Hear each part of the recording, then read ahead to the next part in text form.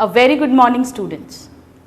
Students last class में हमने phylum Chordata के सब फाइलम वर्टिब्रेटा की क्लास एम्फीबिया एंड रेप्टाइल्स को डिटेल में डिस्कस किया था. आइए आज हम नेक्स्ट क्लास पे मूव ऑन करते हैं जो बहुत एडवांस्ड है, that is class Aves. Aves में हम सारी बर्ड्स को इंक्लूड करते हैं which are the flying vertebrates. लेकिन स्टूडेंट्स सभी बर्ड्स जो होती हैं most of them can fly but not all. जैसे आपने अगर नाम सुना होगा ऑस्ट्रिच जो शुतुरमुर्ग है, it is a bird, it has all the characters of bird but it can not fly. So most of them can fly but there are certain birds which are also flightless. So let us write that in this class most of the members can fly, most can fly except some flightless birds.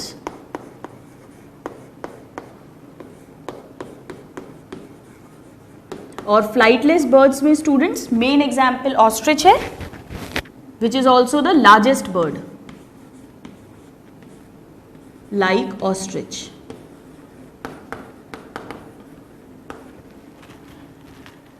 Now, what is the study of birds called? Birds के लिए ornitho word use किया जाता है. जैसे जो scientist birds को study करते हैं उन्हें ऑर्निथोलॉजिस्ट कहते हैं, ऐसे ही जो बर्ड्स की स्टडी है that is called ornithology. So study of birds, this is called ornithology. ये आपको अच्छे से लर्न होना चाहिए, पूछा जाता है एग्जाम में. Ornithology. Now let's try to understand the important characters of this class. Birds जो हैं उनमें नेचर ने सारे कैरेक्टर्स इस तरह से बनाए हैं कि वो उड़ सके, वो फ्लाई कर सके. इनकी जो बॉडी होती है, जो स्किन होती है, वो ड्राई होती है, यानी उसमें कोई ग्लैंड्स प्रेजेंट नहीं होते except one type of gland which we will just read. और इनकी वेट को लाइट बनाने के लिए इसमें सारे अडेप्टेशंस जो हैं वो इस तरह से होंगे सो दैट दे कैन फ्लाई. तो इनकी जो स्किन है वो चारों तरफ all around it is covered with feathers. इनमें पर पाए जाते हैं जो अभी तक हमने किसी भी क्लास में किसी भी फाइलम में नहीं देखा. ये यूनिक कैरेक्टर है feathers, the presence of feathers which will be found only in this class. So let us write that कैसी स्किन है इनकी? Dry skin. This is important. Reptiles की भी ड्राई थी, dry skin, covered with feathers यानी पर. और ये जो फेदर्स का प्रेजेंस है ये इस क्लास का यूनिक कैरेक्टर है. This you should know. So this is the unique character और the characteristic feature of birds. Feathers will not be present in any other animal other than birds. Feathers क्या करते हैं? Feathers एक तो इनकी body को warm रखते हैं, गर्म रखते हैं, और दूसरा feathers जो हैं वो इनके वेट को लाइट कर देते हैं ताकि ये इजीली फ्लाई कर सके. नाउ इनकी ड्राई स्किन होती है लेकिन इनकी स्किन में जो टेल है, इनकी पूंछ है, वहाँ पर एक ऑयल ग्लैंड मिलता है जिसे प्रीन ग्लैंड बोलते हैं. इस पर क्वेश्चन पूछा जाता है, ये आपको पता होना चाहिए कि स्किन ड्राई है except one gland, that is the preen gland. So only preen glands. ये green नहीं है students, preen है. Preen glands which are the oil glands or oil glands, they are found only preen glands near tail. ये preen glands क्या करते हैं? ये इन feathers को लुब्रिकेट करते हैं ताकि जो इसके पर हैं वो वाटर प्रूफ हो जाएं, उस पर वाटर स्टे नहीं करे. अगर वाटर स्टे कर गया स्किन के ऊपर तो इनका वजन बढ़ जाएगा और फिर ये फ्लाई करने में इन्हें डिफिकल्टी होगी. सो प्रीन ग्लैंड्स का काम है lubrication of feathers. So they lubricates feathers so that they become waterproof and they are kept light in weight. So the dry skin with preen glands. Skin के ऊपर students हम हर जगह एक और कैरेक्टर को रीड करते हैं कि स्केल्स प्रेजेंट हैं या नहीं। हमने देखा था कि फिशेस में स्केल्स मिलते थे, रेप्टाइल्स में जो स्केल्स थे वो टोटली एब्सेंट, सॉरी एम्फीबिया में जो स्केल्स थे दे वर टोटली एब्सेंट, और रेप्टाइल्स में स्केल्स थे और वो काफ़ी हार्ड और हॉर्नी, नुकीले, कटीले से स्केल्स थे।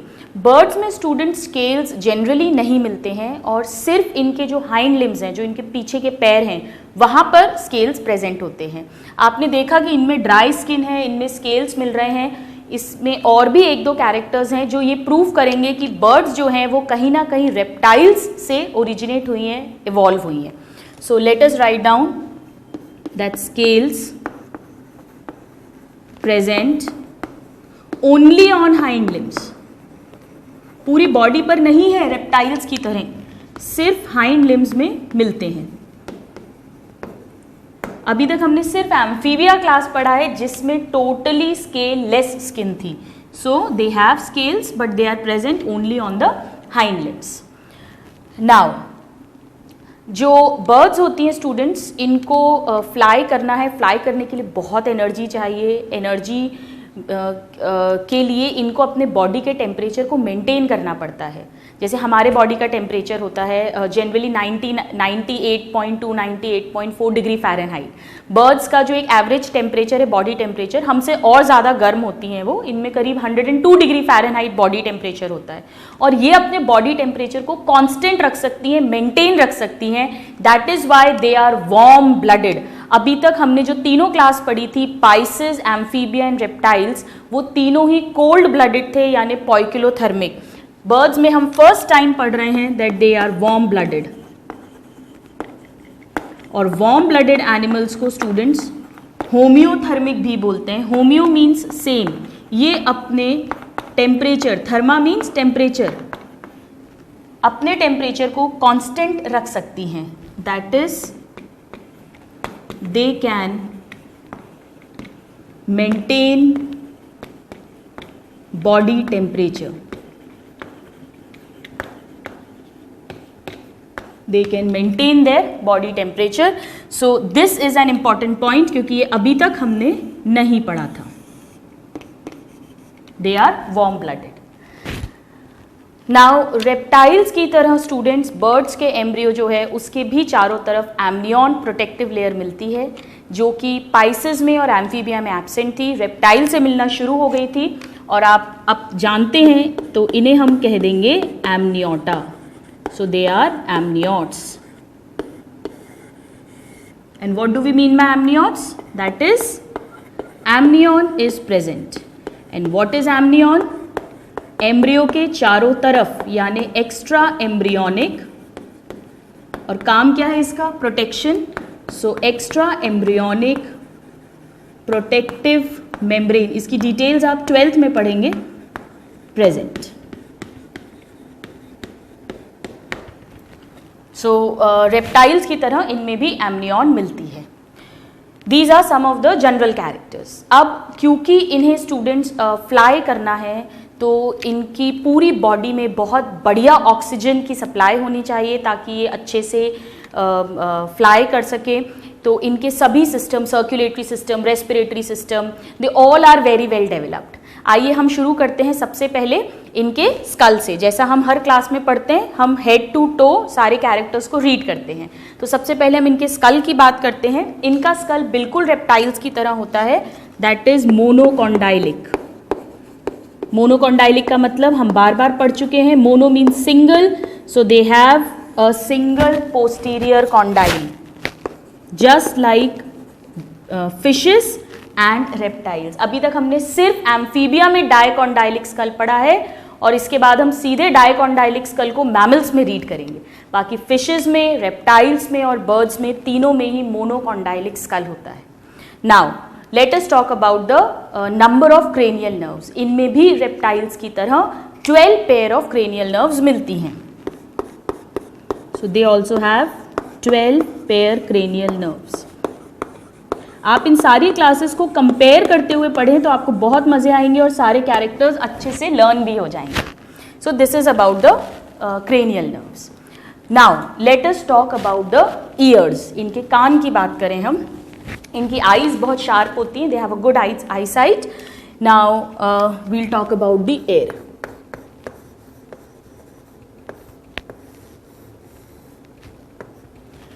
स्टूडेंट्स, अगर आपको याद हो फिशेस में हमने पढ़ा था कि फिशेस में सिर्फ इंटरनल ईयर मिलता है.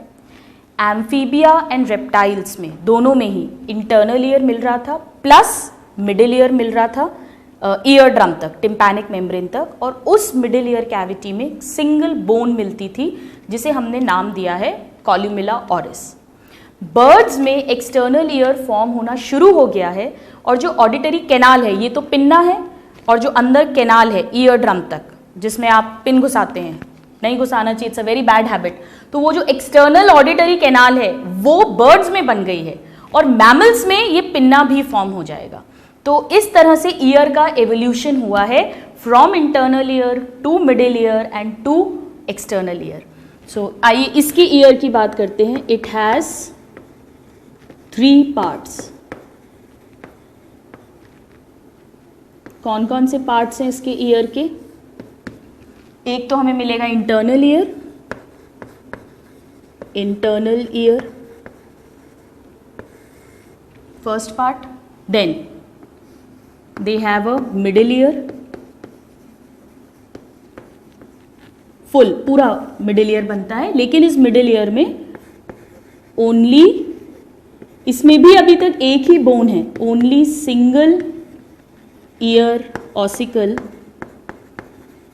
इसका सेम नाम है जो एम्फीबिया और रेप्टाइल्स में था, कॉल्यूमेला ऑरिस प्रेजेंट.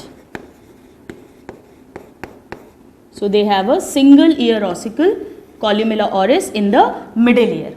ऑलराइट, लेकिन ये तो सेम ईयर, ऐसा तो हमने एम्फीबिया रेप्टाइल्स में पढ़ा है, बट इनमें अब एक्सटर्नल ईयर भी बन गया है, पर पूरा नहीं बना है, पिन्ना नहीं फॉर्म हुआ है. So external ear represented by, सिर्फ कैनाल फॉर्म हुई है, represented by external auditory canal. यहां तक का ईयर बना है. Alright, so there are 3 parts of their ear: the internal ear, the middle ear with a single ear bone that is columella oris, and external ear जिसमें अभी तक auditory canal बन गई है लेकिन पिन्ना फॉर्म नहीं हुआ. मैमल्स में ये पिन्ना भी फॉर्म हो जाएगा. so this is about the ear. now let us talk about their nose, their jaws, their limbs. ये सब जो है ये बहुत डिफरेंट है रेप्टाइल से, मैमल से, सभी क्लासेस से, क्योंकि इन्हें फ्लाई करना है. तो इनमें नेचर ने बहुत सारे एडेप्टेशंस करे हैं इनकी बॉडी में so that they can fly. इन सबको हम पढ़ेंगे फ्लाइट एडेप्टेशंस के हेडिंग के अंदर. So let us write about the flight adaptations. यानी उड़ने के लिए नेचर ने इनमें क्या क्या स्पेशल चेंजेस किए हैं. So flight adaptations in birds, this is very important. आपके स्कूल में भी इस पे क्वेश्चन आ सकता है और प्री मेडिकल के लिए भी ये बहुत इंपॉर्टेंट टॉपिक है. क्या क्या फ्लाइट एडेप्टेशंस हैं? Number 1, they have only bony endoskeleton. इनमें कार्टिलेजेस नहीं मिलती हैं. So let us write only bony endoskeleton. एक भी कार्टिलेज नहीं मिलती. और बोन्स भी कैसी होती हैं? आप जानते हैं कि बोन्स जो हैं ये मिनरल्स की बनी होती हैं, कैल्शियम फॉस्फेट की, और हड्डियाँ बहुत भारी होती हैं, दे आर वेरी हैवी. और अगर इतनी हैवी बोन्स होंगी तो फिर बर्ड फ्लाई कैसे करेगा? तो इनमें नेचर ने क्या किया है कि इनमें खोखली हड्डियाँ दी हैं.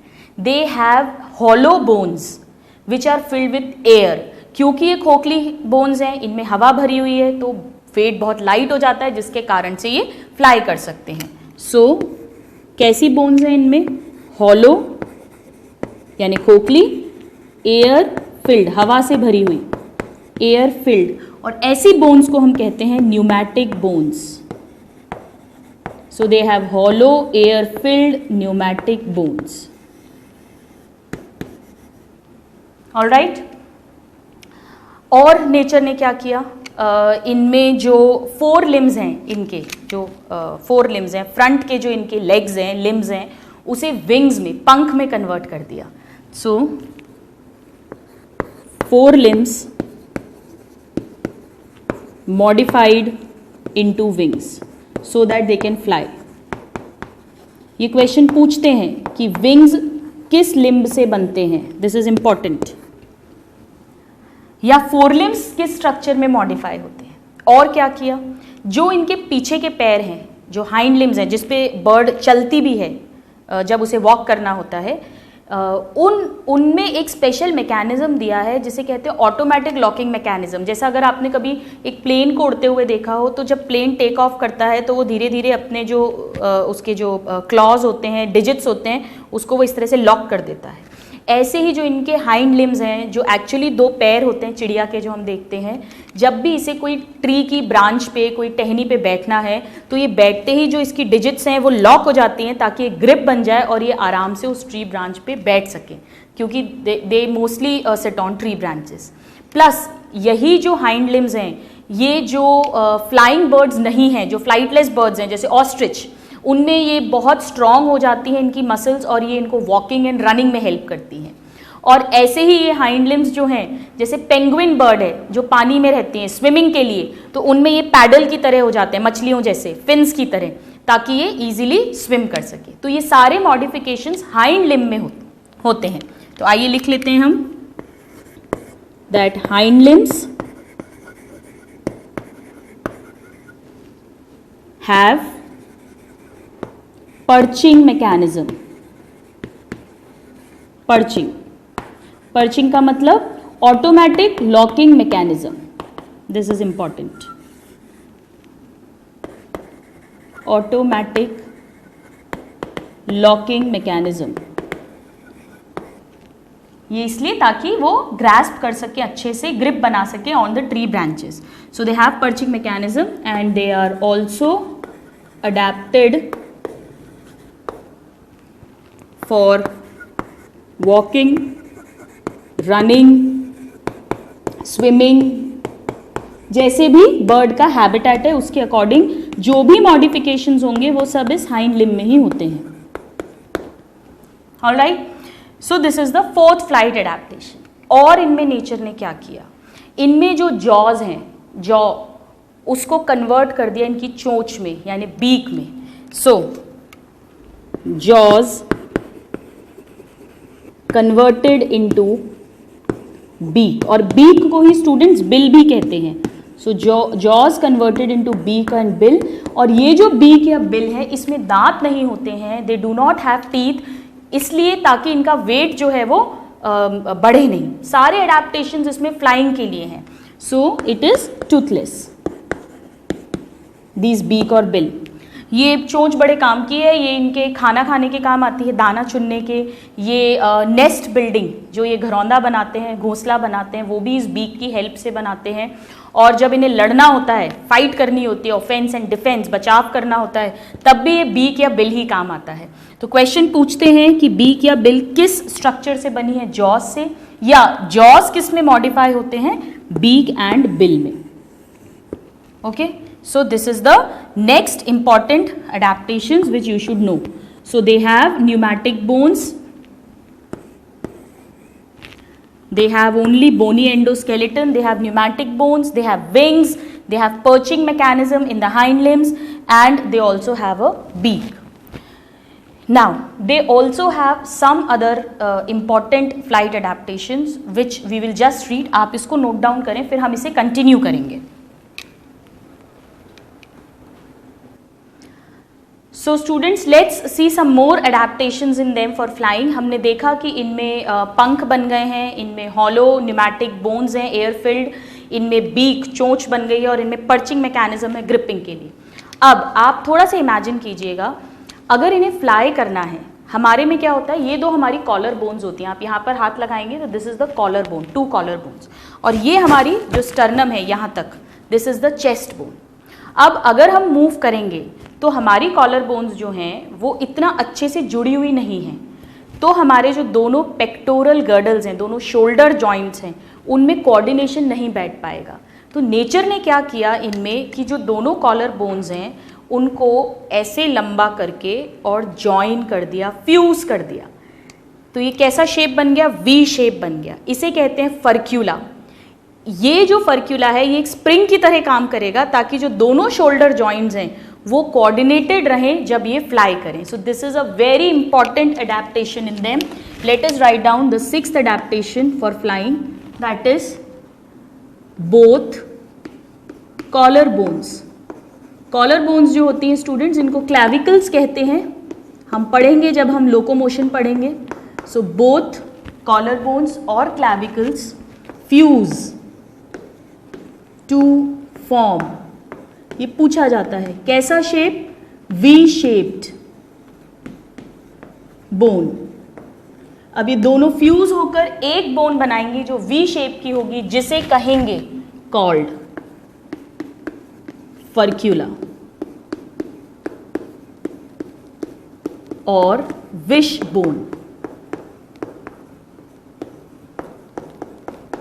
This is a very important adaptation for flight in birds. The two collar bones fuse to form V-shaped furcula. All right. अब इनको क्योंकि फ्लाई करना है तो जो इनकी चेस्ट की मसल्स हैं, मसल मास है, वो बहुत ज़्यादा होना चाहिए ताकि ये एयर में इनको पुश मिल सके, ये अच्छे से उस एयर के रेजिस्टेंस को सरपास कर सके। इसके लिए नेचर ने क्या किया है, अगर स्टर्नम ऐसे फ्लैट होगी तो इतनी ही मसल्स अटैच हो पाएंगी, तो इनका जो स्टर्नम है उसमें ऐसे एक उभार दे दिया, एक प्रोजेक्शन दे दिया, जिसे कहते हैं कील।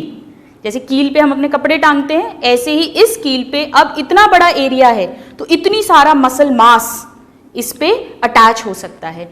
इन मसल्स को फ्लाइट मसल्स बोलते हैं क्योंकि जब ये अपने विंग्स इस तरह से चलाएंगी तो यही मसल्स हैं जो इनको फ्लाई करवाएंगे। So now let us write down the next adaptation, that is sternum. Sternum मतलब जो हमारी चेस्ट बोन है, sternum और चेस्ट बोन extends, ये आगे बढ़ती है, एक उभार इसमें प्रेजेंट है, so it extends into a projection. इस प्रोजेक्शन को कहते हैं called कील। So they have a keel. कील क्या है? स्टर्नम का एक प्रोजेक्शन, कील। And what is the keel? It is the site for attachment. यहाँ पे फ्लाइट मसल्स अटैच होंगी, so site for attachment of flight muscles. This is important students, ये क्वेश्चन पूछा जाता है कि फ्लाइट मसल्स कहाँ पे अटैच होती हैं? कील पे अटैच होती हैं। और कील स्ट्रक्चर किससे बना है? चेस्ट बोन या स्टर्नम से बना है। सो this is another important flight adaptation that they have. Now let's write down the next one. Students, हमने आगे की तो बात कर ली कि हमारी दोनों ये बोन्स, हमारी मतलब बर्ड्स की ये दोनों बोन्स फ्यूज हो गई और स्टर्नम आगे हो गया, तो खूब सारी फ्लाइट मसल्स अटैच हो गई। ठीक है, अब जब ये फ्लाई करेंगी अपने विंग्स की हेल्प से तो पीछे इनके क्या है? सेंटर में वर्टिब्रल कॉलम, रीढ़ की हड्डी। और आप जानते हैं कि रीढ़ की हड्डी, वर्टिब्रल कॉलम जो है, ये छोटी छोटी वर्टिब्री की बनी है और ये वर्टिब्री के बीच बीच में गैप है।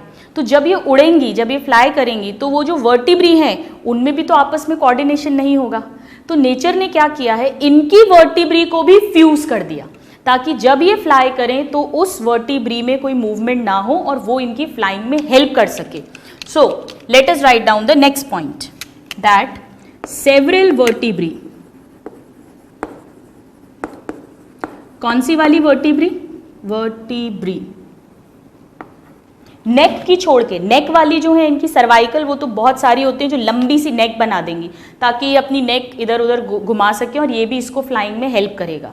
लेकिन जो इसके बाद थोरैसिक, जो हमारी थोरैसिक कैविटी चेस्ट रीजन में है, फिर लंबर जो हमारी जो कमर वाले रीजन की है, और फिर सैक्रम।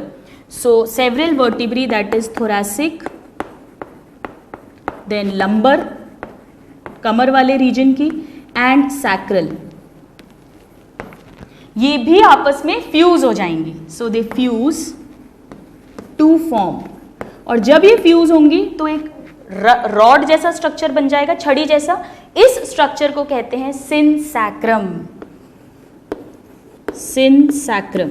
So what is सिनसैक्रम? सिनसैक्रम का मतलब है फ्यूज्ड वर्टिब्री। खूब सारी वर्टिब्री जब फ्यूज हो गई, जुड़ गई, तो उसे सिनसैक्रम बोलते हैं। This is another important flight adaptation that they have.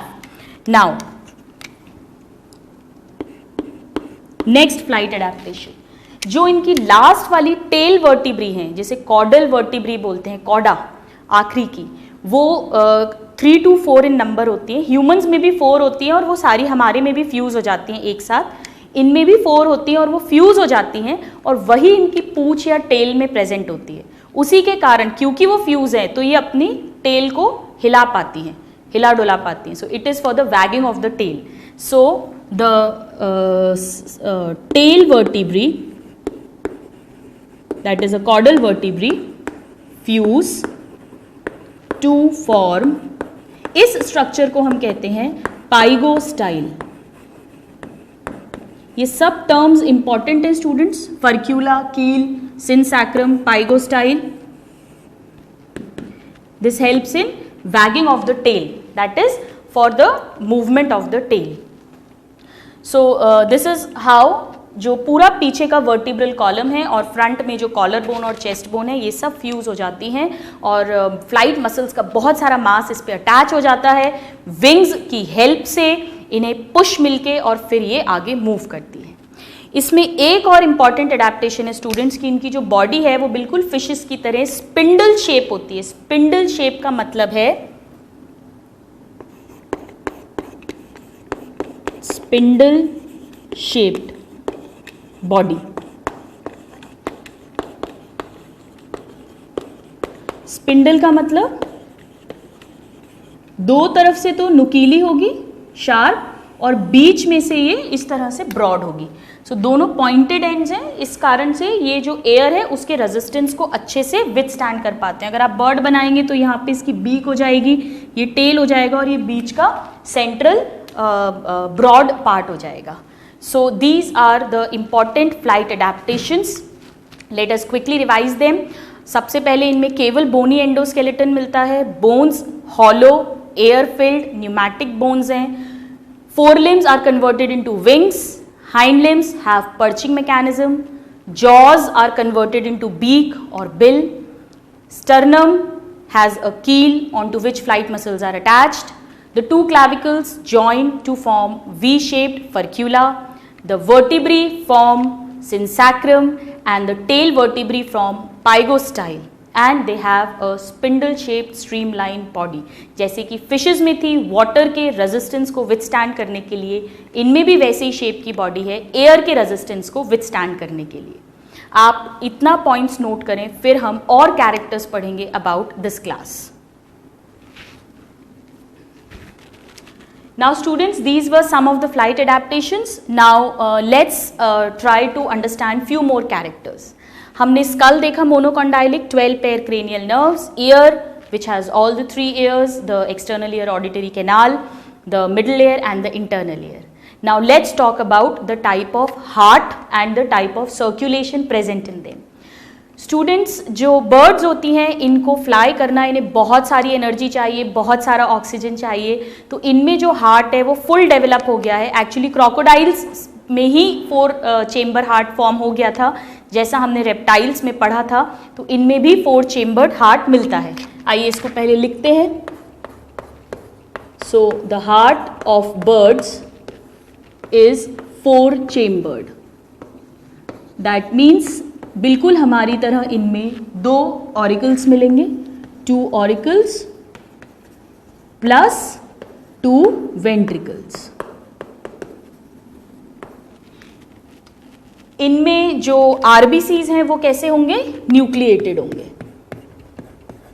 अभी तक सब फाइलम्स में, सब क्लासेस में, I am sorry, the sub classes में हमने आरबीसीज में न्यूक्लियस मिला है हमें।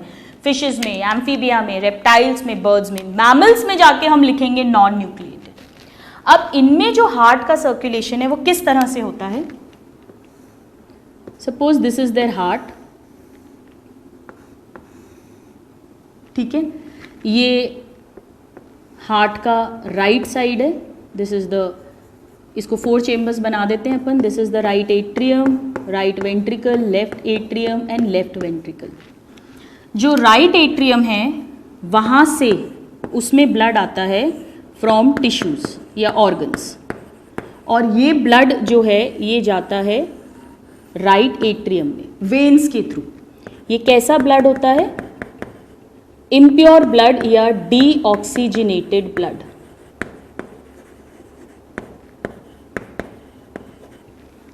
एंड देन फ्रॉम, ये जो ब्लड है ये राइट एट्रियम में गया, राइट एट्रियम से राइट वेंट्रिकल में आएगा. इसे हम डिटेल में सर्कुलेटरी सिस्टम में रीड करेंगे.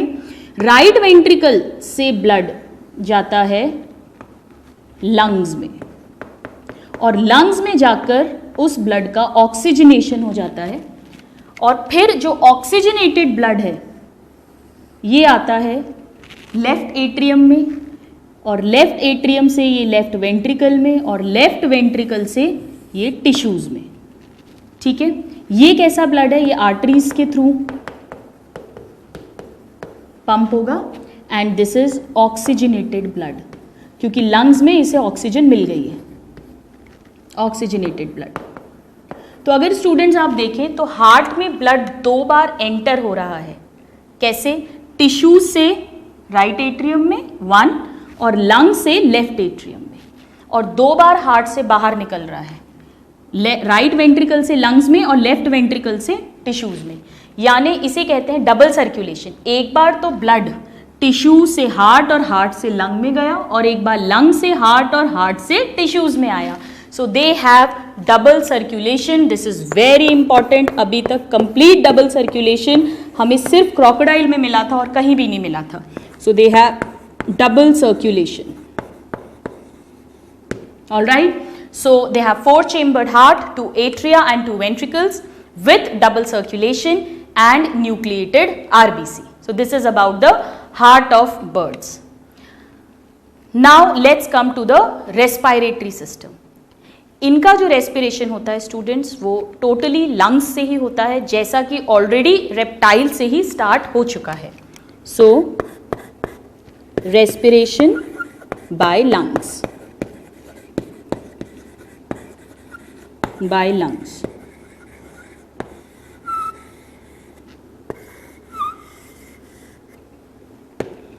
लेकिन क्योंकि इनको एयर में फ्लाई करना है, इन्हें बहुत सारी एनर्जी, बहुत सारा ऑक्सीजन चाहिए, तो नेचर ने क्या किया है, जैसे सपोज ये इनके लंग्स हैं,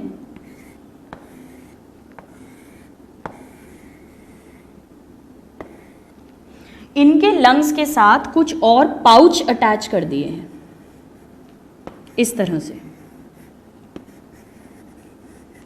ताकि और ज़्यादा ऑक्सीजन स्टोर हो सके, और ज़्यादा प्रॉपर जो वेंटिलेशन है उसको सप्लीमेंटेशन मिल सके, उसको और हेल्प हो, डबल वेंटिलेशन हो सके. इन स्ट्रक्चर्स को हम कहते हैं, ये तो लंग्स हैं, इन्हें कहते हैं air sacs.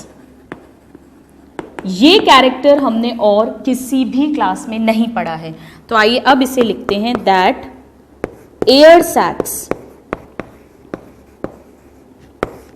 This is very important, air sacs associated with lungs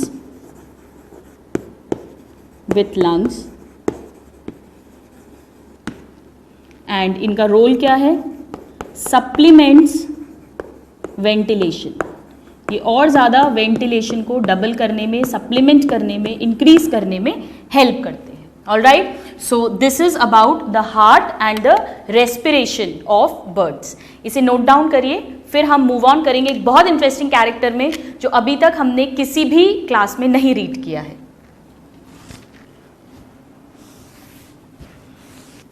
now students, let's understand a very interesting character जो अभी तक हमने कहीं पर भी रीड नहीं किया है किसी भी क्लास में, ना फिशेस में, ना एम्फीबियंस में, ना रेप्टाइल्स में.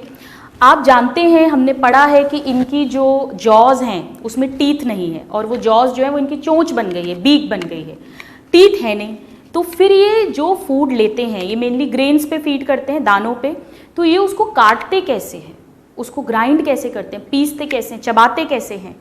इसके लिए नेचर ने इन्हें दो स्पेशल चेम्बर्स दिए हैं, दो स्पेशल ऑर्गन्स प्रोवाइड करे हैं।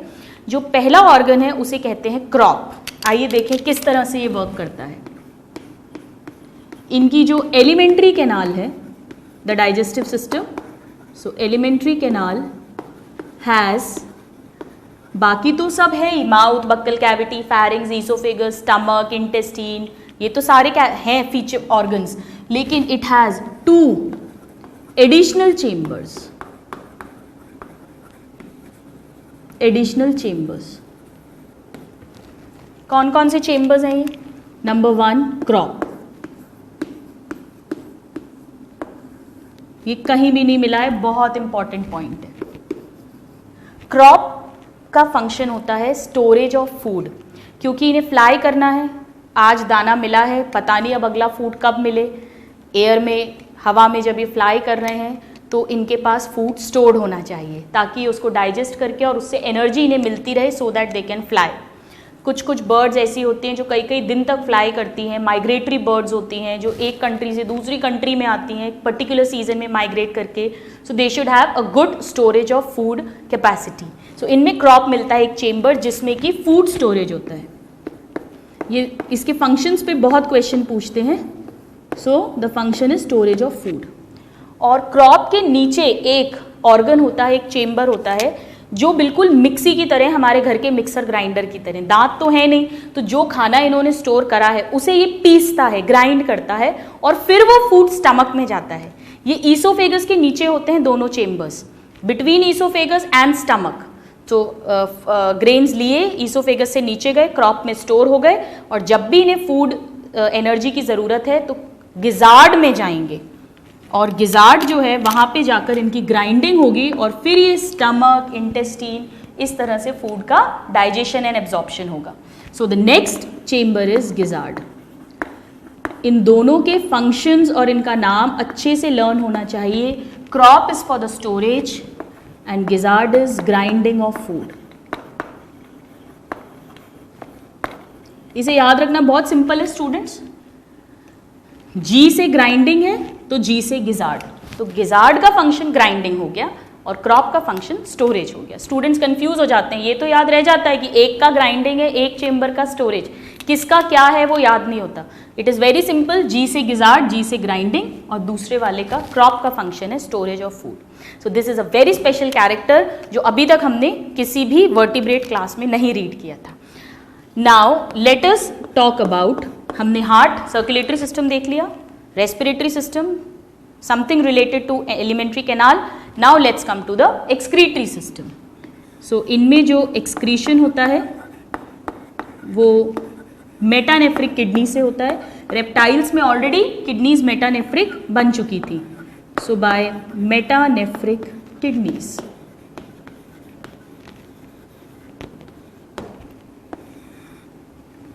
जो इनका मेन एक्सक्रीटरी प्रोडक्ट है वो भी बिल्कुल रेप्टाइल्स की तरह है, यूरिक एसिड, क्योंकि ये भी एग्स ले करते हैं, फर्टिलाइज्ड एग्स, तो इनके अंदर भी कोई ऐसा एक्सक्रीटरी प्रोडक्ट बनना चाहिए जो बिल्कुल नॉन टॉक्सिक हो।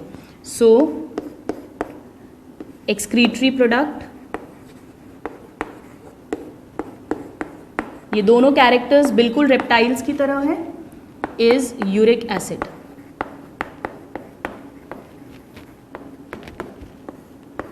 यूरिक एसिड, ये सब क्वेश्चंस हैं एग्जाम्स के। ऑलराइट, इनमें भी रेप्टाइल्स की तरह क्लोएका प्रेजेंट है। क्लोएका क्या होता है स्टूडेंट्स, अब तक आपको याद होना चाहिए। क्लोएका एक ऐसा पोस्टीरियर चेम्बर है जिसमें गैमीट्स, फीसेस एंड यूरिन तीनों की ओपनिंग खुलती है और फिर ये एक सिंगल ओपनिंग के थ्रू बॉडी से बाहर ओपन होता है। सो बर्ड्स ऑल्सो हैव क्लोएका।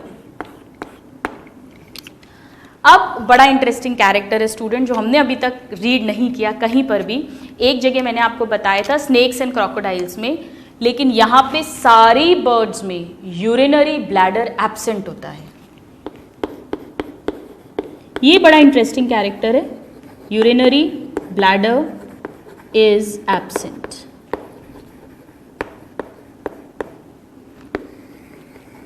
क्यों?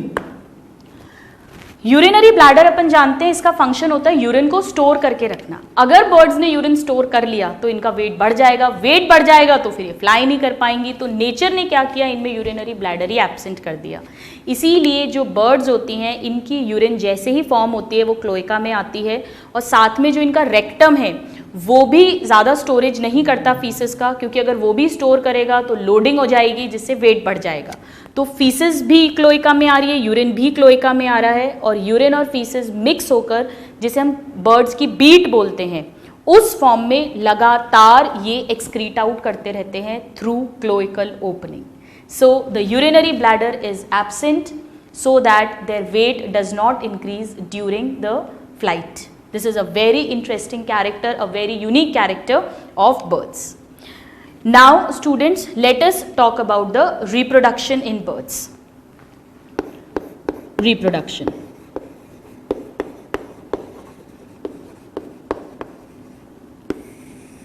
जब भी हम रिप्रोडक्शन पढ़ते हैं तो हम सबसे पहले पढ़ते हैं कि वो बाइसेक्सुअल है या यूनिसेक्सुअल। ऑब्वियसली बहुत हाईली एडवांस्ड क्लास है, so they will all be unisexual, means male and female birds will be different.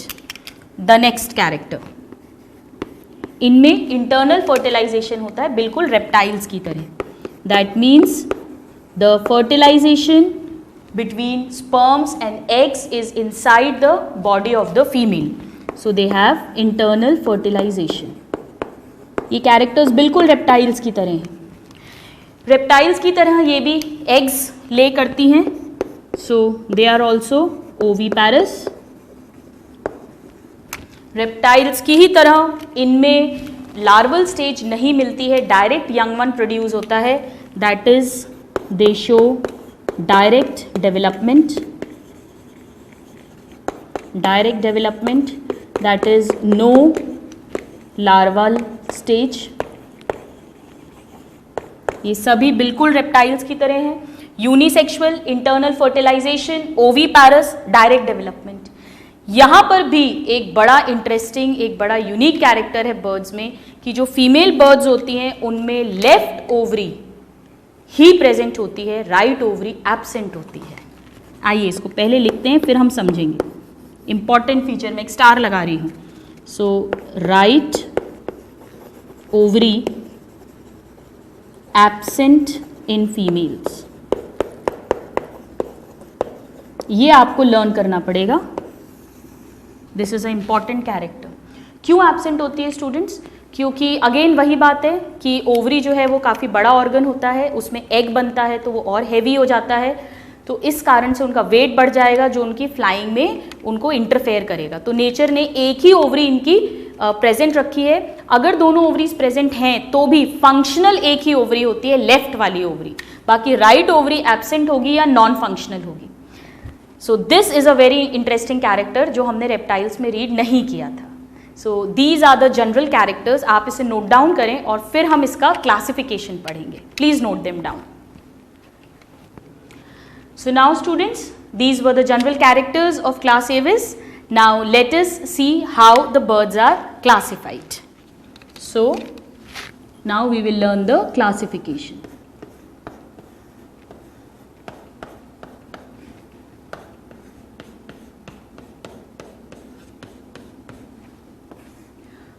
Students, मैंने आपको इस क्लास में बताया कि जो birds हैं उनमें teeth absent होते हैं, they do not have tooth. ये हम बात कर रहे हैं मॉडर्न लिविंग बर्ड्स की, लेकिन अगर हम बर्ड्स के फॉसिल्स को स्टडी करें तो इनके फॉसिल्स जो हैं, जिसमें एक इम्पॉर्टेंट फॉसिल हमें मिला है आर्कियोप्टेरिक्स नाम की बर्ड का, और वो जो बर्ड है वो उसे लिजार्ड बर्ड बोलते हैं क्योंकि उसमें बहुत सारे रेप्टाइल्स के कैरेक्टर्स मिलते हैं, जैसे कि उनमें जो टूथ हैं वो प्रेजेंट होते हैं। तो टूथ प्रेजेंट है या नहीं है, इस बेसिस पे बर्ड्स को दो क्लासेस, सब क्लासेस में डिवाइड करते हैं। टू सब क्लासेस में they are divided. The first one is the old birds, that is archae. Archae का मतलब होता है ओल्ड, एंड ऑर्नी वर्ड को हम यूज करते हैं बर्ड्स के लिए। अभी हमने पढ़ा था बर्ड्स की स्टडी को भी ऑर्निथोलॉजी कहते हैं। So Archaeornithes, this is the first subclass. और सेकेंड सब क्लास जो है उसे कहते हैं Neornithes. Neo means new, they are the living birds.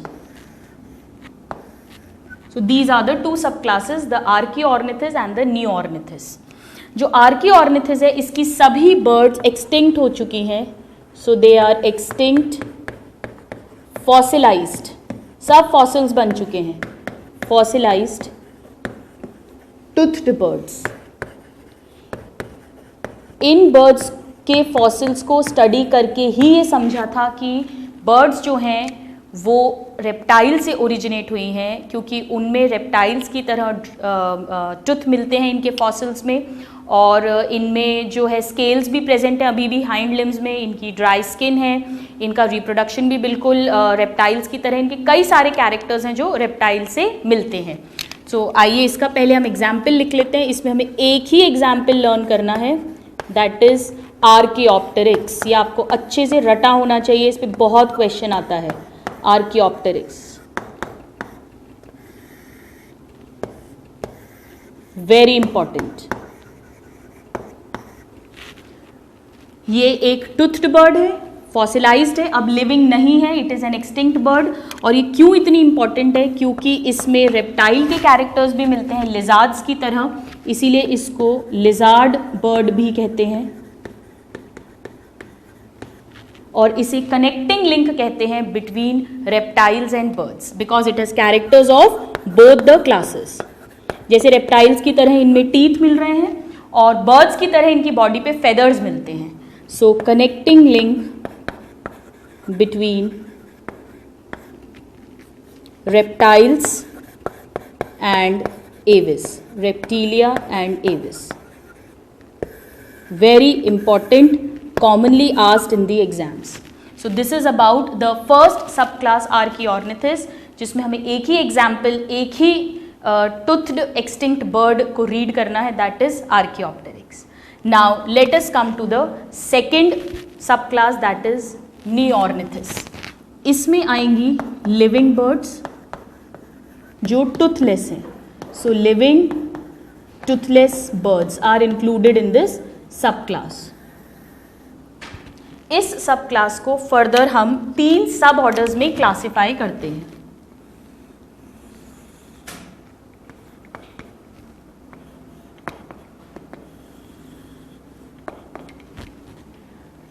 कुछ बर्ड्स जो होती हैं वो पानी में मिलती हैं, दे आर एक्वाटिक, तो इनके जो फ्लाइट एडेप्टेशंस हैं वो डिफरेंट हो जाते हैं, क्योंकि इनको मेनली स्विमिंग करनी है, इन्हें फ्लाई नहीं करना। जैसे आपने सुना होगा, देखा होगा, पेंगुइन्स, वो इसी सुपर ऑर्डर में आती हैं।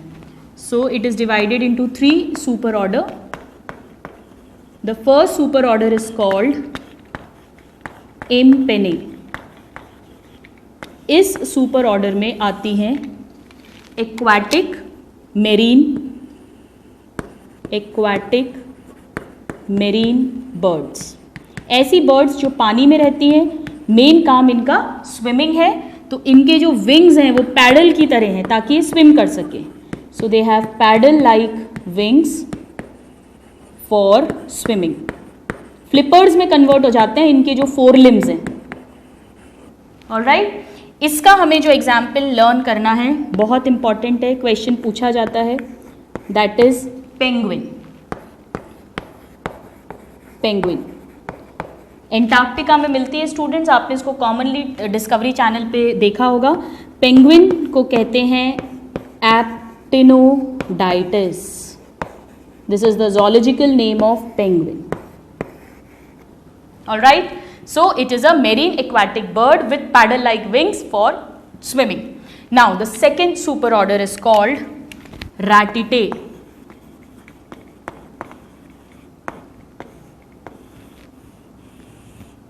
Ratitae सुपर ऑर्डर जो है स्टूडेंट्स, इसमें फ्लाइट लेस बर्ड्स को इंक्लूड किया जाता है। ये भी लिविंग है, इनमें भी दांत नहीं मिल रहे हैं, दे आर टूथलेस, लेकिन ये फ्लाई नहीं कर सकती हैं। तो आइए पहले यहाँ लिख लेते हैं that they are flightless running birds. दौड़ती हैं, ये चलती हैं और दौड़ती हैं, flightless running birds. This word is important, flightless. इसके एग्जाम्पल्स बहुत इंपॉर्टेंट है, आपको लर्न होने चाहिए। डायरेक्ट क्वेश्चन आता है कि which one of the following is a flightless bird. So इनमें से कोई ना कोई एक ऑप्शन दिया हुआ होगा। आइए इसका पहला एग्जाम्पल लिखते हैं हम। फर्स्ट मोस्ट इंपॉर्टेंट, जो सबसे बड़ी लार्जेस्ट लिविंग बर्ड है, बिल्कुल सही, शुतुरमुर्ग, जिसे कहते हैं ऑस्ट्रिच। ऑस्ट्रिच ये अफ्रीकन ऑस्ट्रिच है। This is also called Struthio, ये इसका जोलॉजिकल नेम है। And this is the largest living bird. Flying और फ्लाइटलेस सब में मिलाकर ये सबसे बड़ी बर्ड है, और इसका जो एग है वो भी लार्जेस्ट एग होता है एनिमल किंगडम का। ये दोनों ही क्वेश्चंस पूछे जाते हैं, दैट ऑस्ट्रिच और Struthio is the largest living bird with the largest egg. This is the first important example of flightless bird. Now let's see the second example. Second example जो है वो है सोनम कपूर की बहन यानी रिया कपूर। रिया भी ऑस्ट्रिच है, ओके, लेकिन ये अमेरिका में मिलती है। सो this is South American ostrich. South American ostrich is Rhea. Now there are two more important ones which we should know. एक है एम्यू, जिसे ड्रोमियस कहते हैं zoologically, ड्रोमियस। ये ऑस्ट्रेलिया में मिलती है स्टूडेंट्स। कंट्रीज पूछ लेते हैं कई बार, कॉन्टिनेंट्स, इसलिए मैं यहाँ पर मेंशन कर रही हूँ। ऑस्ट्रिच अफ्रीकन ऑस्ट्रिच है जो लार्जेस्ट लिविंग बर्ड है। Rhea is South American ostrich. Emu is found in Australia. और लास्ट जो है वो आप सबने नाम सुना है, न्यूजीलैंड की क्रिकेट टीम को क्या बोलते हैं? Kiwi. So the next flightless bird is kiwi which is also called Apteryx, और ये न्यूजीलैंड में मिलती है। ये वहाँ की नेशनल बर्ड है स्टूडेंट्स, न्यूजीलैंड की। And this is also the smallest flightless bird. Smallest flightless bird. So these are the four important examples which we should know: the African ostrich or struthio, Rhea, emu and kiwi. All right, so this is about the second super order, that is ratiti. Now let's come to the third super order. इसमें आएंगी सारी flying birds. So Carinitae, the third super order, Carinitae. इसमें क्या आएंगी? Modern living flying birds. Living flying birds बहुत सारी हैं ये, बट हमें वो सब नहीं पढ़नी है। हमें इसमें कुछ ही एग्जाम्पल्स को लर्न करना है जिन पे क्वेश्चन पूछा जाता है। सबसे पहले हम लिख लेते हैं first, the national bird of India. क्या है हमारा national bird? Peacock, which is called Pavo cristatus. Students, इनके जोलॉजिकल और कॉमन नेम्स दोनों ही इंपॉर्टेंट हैं। Peacock, Pavo cristatus, and this is the national bird of India. इस तरह से भी क्वेश्चन पूछा जाता है, national bird of India.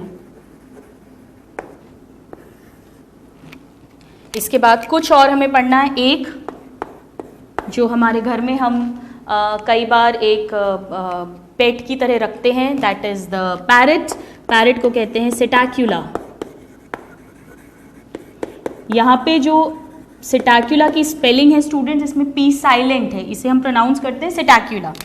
Then झूठ बोले कौआ काटे, सो कौआ is Corvus, this is crow. फिर another very common bird, that is pigeon, कबूतर, it is called Columba, this is pigeon.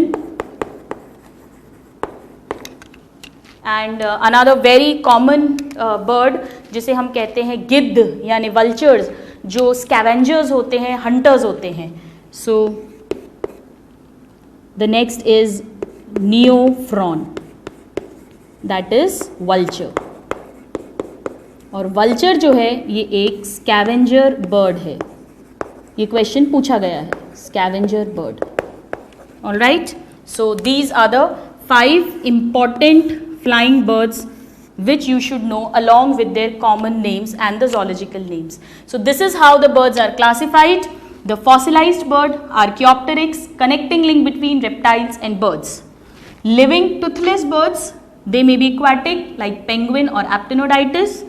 They may be flightless like the largest bird, ostrich, rhea, emu, kiwi, and the flying birds, that is peacock, parrot, crow, pigeon and vulture. आप इस chart को बहुत अच्छे से draw करें, इसे learn करें और इसके बाद में हम क्विकली ट्रिक रीड करते हैं ताकि हम इन सभी एग्जाम्पल्स को एक साथ लर्न कर सकें. Please note them down. Now students, let's try to learn all the examples with the help of a very simple trick. Trick है, आप सब जानते हैं, the king of Bollywood Shahrukh Khan. Shahrukh Khan एक पॉपुलर, कैरिज्मेटिक, एक प्लेजेंट, बहुत ही नाइस पर्सनैलिटी है. सो हमारा ट्रिक है, शाहरुख खान एक popular, charismatic, pleasant, nice personality है. ये सभी एग्जाम्पल्स हम लर्न करेंगे अबाउट द लिविंग बर्ड्स. आइए, let's see. S stands for Struthio. That is the African ostrich, which is the largest bird. R, another flightless bird, rhea. K, kiwi. And E is for emu. ये सभी चारों हमने read की थी flightless birds. Flightless birds. Now, P stands for penguin. और penguin क्या है? This is a aquatic bird जो अंटार्कटिका में मिलती है, aquatic bird. And now let us see the examples of flying birds. C is for columba, that is pigeon. This is pigeon. Then P stands for the national bird, that is pavo, cristatus or the peacock. Peacock. Then N stands for vulture, that is neophron or vulture, which is the scavenger bird, gidd. Another C stands for corvus, that is crow, kaua. Corvus or crow. And this P stands for Psittacula or parrot. So these are the examples of the modern living toothless flying birds.